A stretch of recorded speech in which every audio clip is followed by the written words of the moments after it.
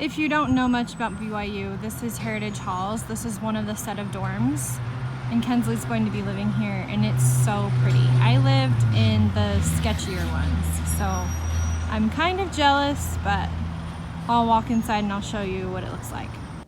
As soon as you walk in, there's a little hall, and then there, down here is where all the bedrooms are.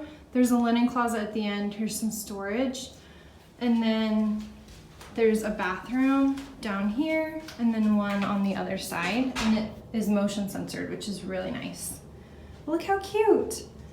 I won't show you her room until we're done with it, but right now it's a disaster.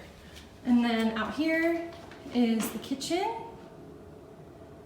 and then the dining table, so it fits her and all her roommates, and then these lovely couches. And so they're gonna get, I think she said someone's gonna get a TV stand, and they're gonna get a couple other things, so this is what it looks like so far.